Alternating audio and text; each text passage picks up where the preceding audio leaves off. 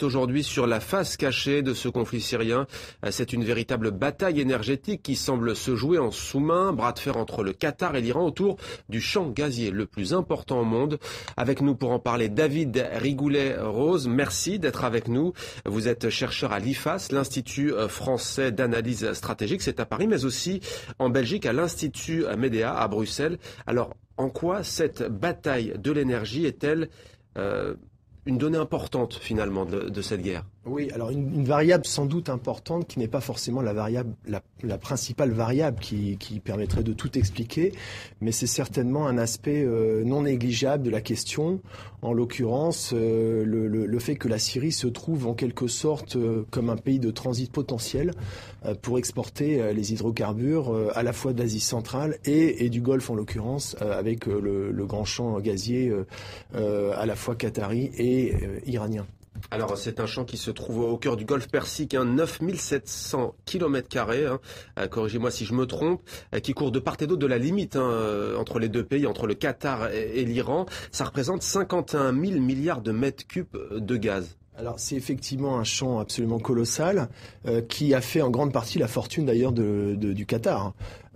Puisque c'est grâce à cet afflux financier qu'il a notamment pu mettre en place des fonds souverains qui lui permet de faire des emplettes aux quatre coins du monde et également de financer une politique extérieure assez dynamique, on va dire, ces dernières années, notamment en soutenant certains acteurs clés du printemps arabe.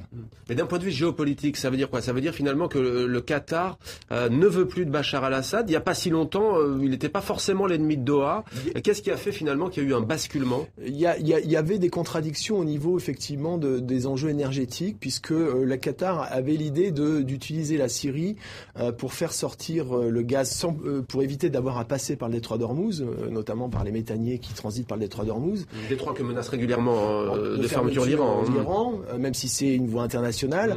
Et donc l'idée c'était une sécurité de trouver une voie terrestre qui, à ce moment-là, on aurait appelé ça le pipeline sunnite, qui aurait pu passer par l'Arabie Saoudite, puis la Syrie, dès lors que la Syrie aurait accepté son transit, avant de déboucher sur la Turquie. Seulement voilà, les relations avec Bachar el-Assad se sont considérablement détériorées dans le prolongement effectivement du début de l'insurrection, et les Qataris ont soutenu les ennemis déclarés évidemment du régime, en l'occurrence les frères musulmans, et on peut penser que cette variable pétrolière n'est pas indifférente dans le cadre du conflit. Le Qatar aurait armé à hauteur de plus de 3 milliards de dollars les rebelles syriens. Bachar al-Assad, lui, s'est très vite tourné il y a 2-3 ans vers la Russie et Gazprom. Alors, de toute façon, les liens avec la Russie sont anciens de la part de Bachar el-Assad, et donc il ne peut pas faire l'économie non plus de la sauvegarde des intérêts énergétiques russes, en l'occurrence avec Gazprom, effectivement.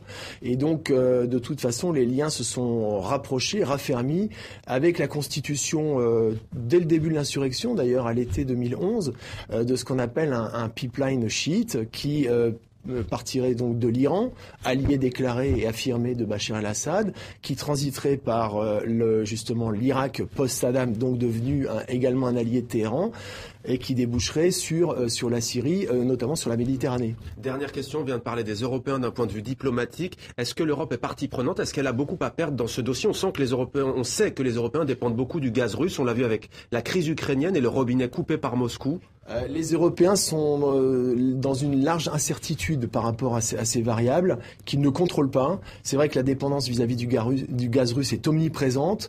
Ça aurait pu susciter une alternative relative, mais de toute façon, la dépendance restera très importante vis-à-vis du gaz russe. Merci beaucoup pour cet éclairage, David Rigoulet-Rose. Je rappelle que vous êtes chercheur à l'IFAS, l'Institut français d'analyse stratégique à Paris, et aussi à Bruxelles, à l'Institut Medea. Merci à vous pour cet éclairage.